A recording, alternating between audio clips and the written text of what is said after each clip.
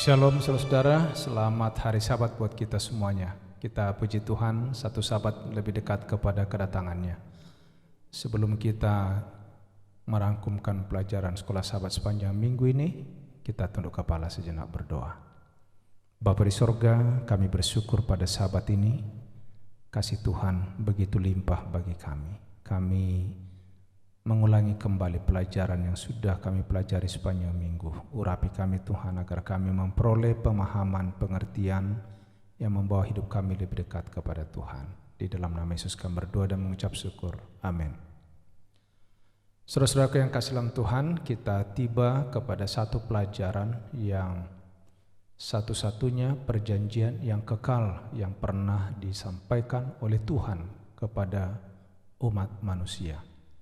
Yang lalu kita sudah belajar bagaimana Allah berbicara kepada nenek moyang kita Adam dan Hawa, demikian kepada Abraham, kepada Nuh, kepada Yakub dan Ishak, dan beberapa orang lainnya. Kejadian 17 ayat 7, ayat hafalan kita berkata, "Aku akan mengadakan perjanjian antara aku dan engkau serta keturunanmu, turun-temurun, menjadi perjanjian yang kekal, supaya aku menjadi Allahmu dan Allah keturunanmu." Saudaraku yang kasih dalam Tuhan, dalam ayat ini yang disampaikan oleh Allah kepada Abraham, ada satu penekanan, yaitu perjanjian yang kekal. Artinya tidak putus-putusnya, tidak berhenti di satu zaman, tidak berhenti di satu periode, tetapi ini selama-lamanya. Allah kita ini sama seperti ayah yang sangat sayang kepada anaknya, yang berjaga ketika anaknya berada di pembaringan oleh karena sakit. Sepanjang malam, ayah duduk di samping tempat tidur anaknya yang sedang sakit, untuk bersiap menolong saat dibutuhkan, memberikan kekuatan. Dan pada waktu anak itu terbangun di tengah malam, dia dapat melihat bahwa ayahnya ada tetap di sana, dan itu memberikan kekuatan, bahkan semangat untuk kesembuhan. Demikianlah Allah kita terhadap manusia. Saudaraku yang kasih dalam Tuhan, ada satu nama yang perlu kita ketahui di dalam menyatakan bahwa dia patut dipercaya. Karena tidak semua makhluk, tidak semua oknum yang dipercaya di atas dunia ini. Tapi ini adalah satu-satunya oknum yang patut dipercaya. Inilah kata dalam Kejadian 15 ayat 7. Lagi firman Tuhan kepadanya, "Akulah Tuhan yang membawa engkau keluar dari Ur Kasdim untuk memberikan negeri ini kepadamu menjadi milikmu." Kata "akulah Tuhan", di sana ada nama. Nama itu tidak dimiliki oleh siapapun. Karena waktu kita mendengarkan nama, masing-masing akan terhubung dengan ideologinya, idealismenya, wataknya, dan kemampuannya. Tentu, sebagaimana bagi orang Timur Dekat atau orang-orang Ibrani, nama menggambarkan sifat atau watak pribadi. Apakah itu dari yang memberi nama, atau juga situasi lingkungan yang dekat dengan orang itu, atau apa yang sedang terjadi suasana pada saat itu. Itulah yang sering membuat terbawa atau termotivasi orang untuk memberikan nama. Dan tidak ada orang yang memberikan nama yang tidak berarti bagi anak-anaknya. Yahweh ada 6.828 kali di Perjanjian Lama. Terbentuk dari kata kerja hayah, artinya menjadi, atau dia yang kekal, dia yang ada. Dia yang ada dengan sendirinya. Dia yang memiliki segala sesuatu oleh dirinya sendiri. Dia yang hidup selama-lamanya. Jadi kata di sana hayah atau dari kata Yahweh, kita melihat tidak ada yang lain. Sebagaimana disebutkan oleh saudara kita yang lain juga. Karena tidak ada Allah lain. Tidak ada ilah. Yahweh adalah nama pribadi Allah.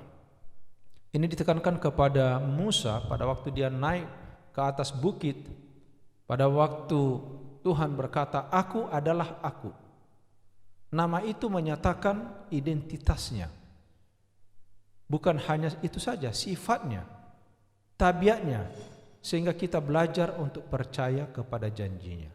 Singkatnya begini saudara, pada waktu kita mendengarkan satu nama, itu akan memberikan kepada kita pengaruh yang kuat untuk percaya, untuk melakukan sesuatu yang dia ucapkan, atau sebaliknya, dengan nama itu kita ragu-ragu dan kita tidak mau menurut, kita tidak mau percaya.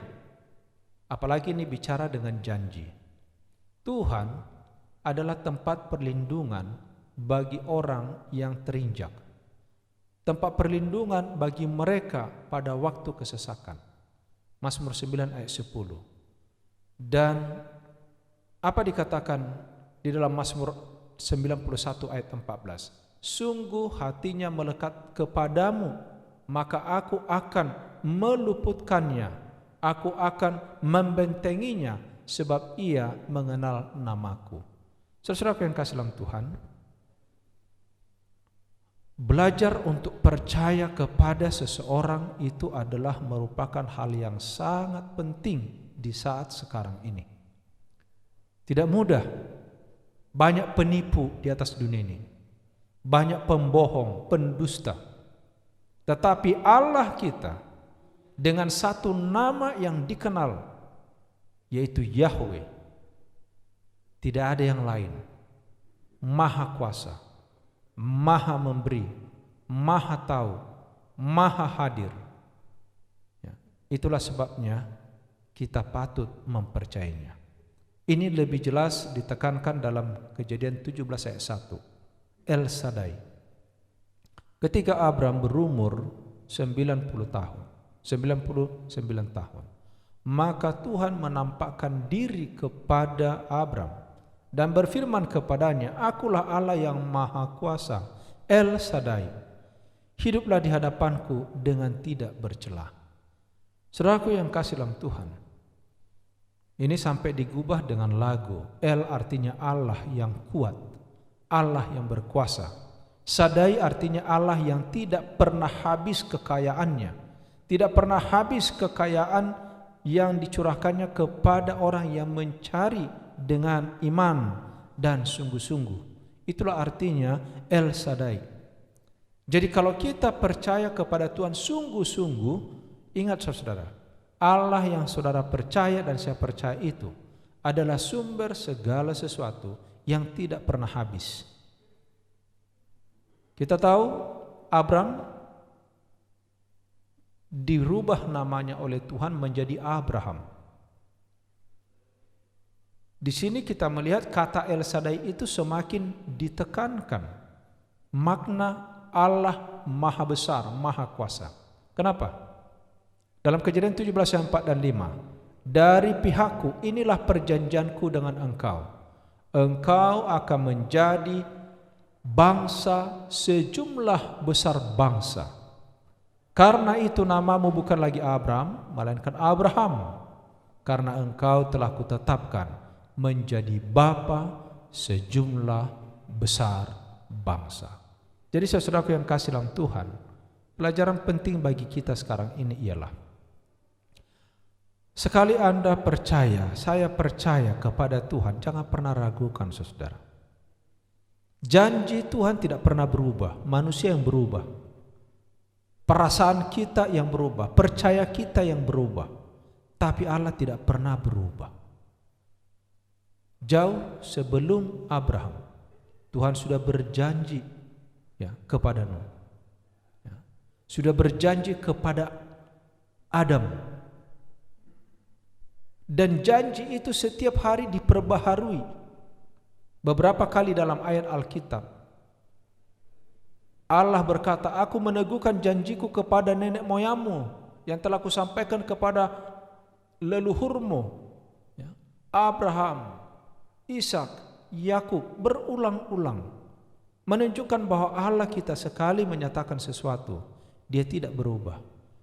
Kalaupun kita lihat seperti ada perubahan, saudara, karena kita yang berubah, sikap kita, tindak tanduk kita, itulah yang merubahnya.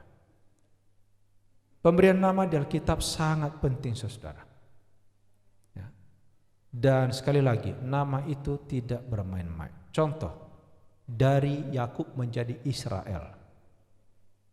Di dalam Kejadian 32 ayat 28, namamu tidak akan disebut lagi Yakub, tapi Israel, sebab engkau telah bergumul melawan Allah dan manusia dan engkau menang.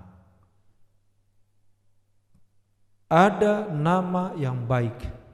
Itu sebabnya saudara, kita juga kalau sudah diberikan nama yang baik oleh orang tua, apalagi itu dapat dari Alkitab, mari kita jaga. Ya. Saya satu kali pergi ke satu penjara mengadakan perlawatan, mengadakan kunjungan.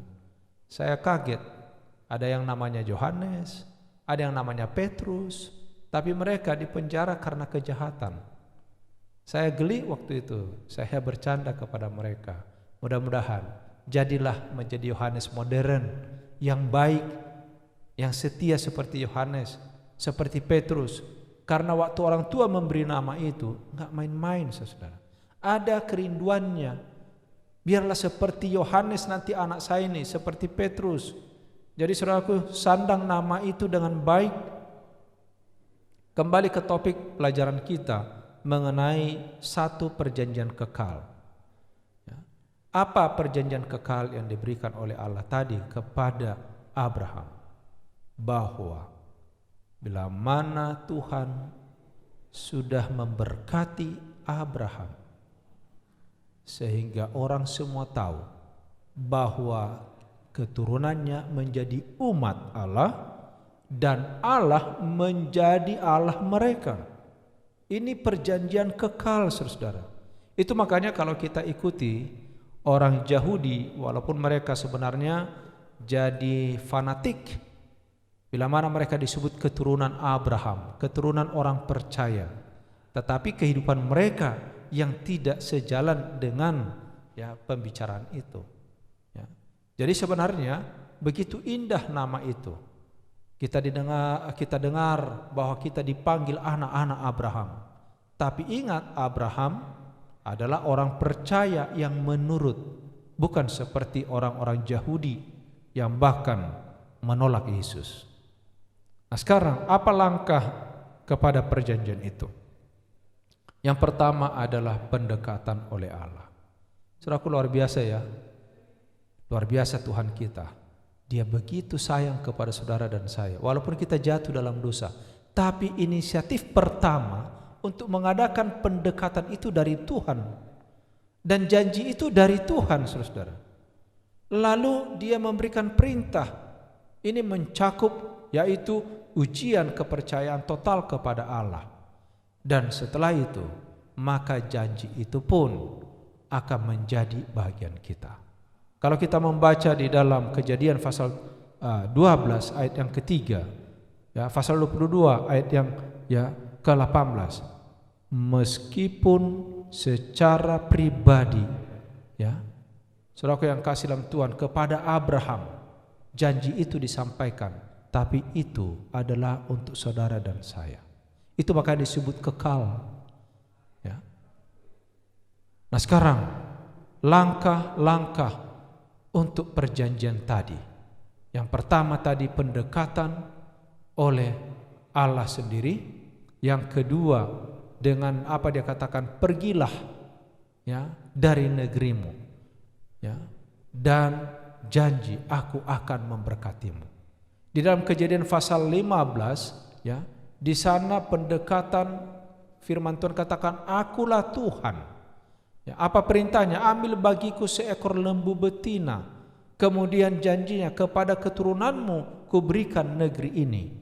Lalu dalam Kejadian 17 seperti kepada Abraham, ya, pendekatan yang dilakukan oleh Allah, akulah Allah yang maha kuasa El Shaddai. Lalu apa dikatakan dalam perintahnya? Setiap laki-laki di antara kamu harus disunat, dan janjinya, kuberikan negeri ini yang kau diami sebagai orang asing. Jadi saudara yang kasih dalam Tuhan, kewajiban-kewajiban dalam perjanjian, apa itu tadi? Ada. Kita harus mengajarkan kepada anak-anak kita, kepada anggota jemaat, sebab dikatakan begini, aku telah memilih dia supaya diperintahkannya kepada anak-anaknya, kepada keturunannya, supaya tetap hidup menurut jalan yang ditunjukkan Tuhan. Kejadian 18 ayat 19. Jadi ini pelajaran penting. Ya. Ada kewajiban. Penurutan adalah alat di mana Allah dapat memenuhi perjanjian itu. Kalau kita tidak menurut, tidak mungkin kita terima janji itu, saudara. Karena itu ada konsekuensinya.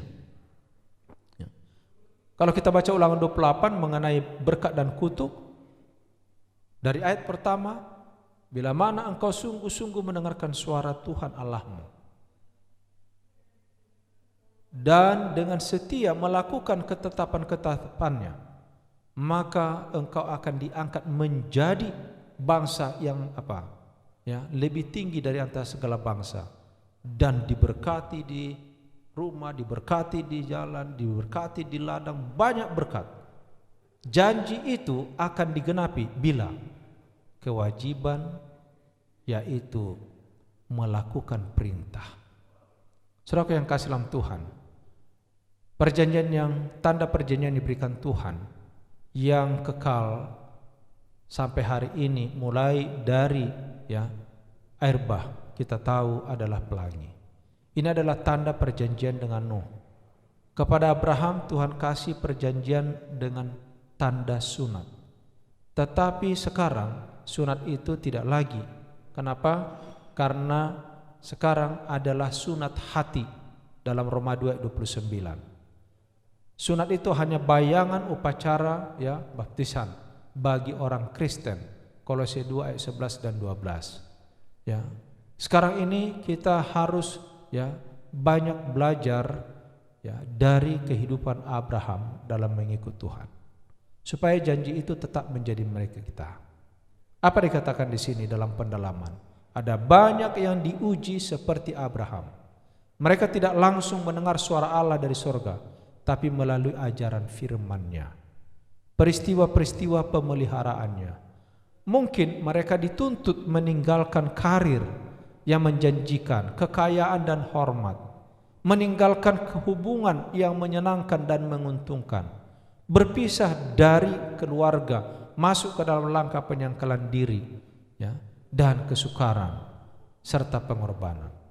Saudara yang kasih dalam Tuhan, jangan lupa janji Allah itu adalah merupakan satu berkat yang tidak dapat diberi oleh manusia, tidak dapat diberi oleh dunia. Dikatakan Allah memiliki pekerjaan bagi mereka untuk dilakukan sebagai orang yang menerima janji. Apa itu?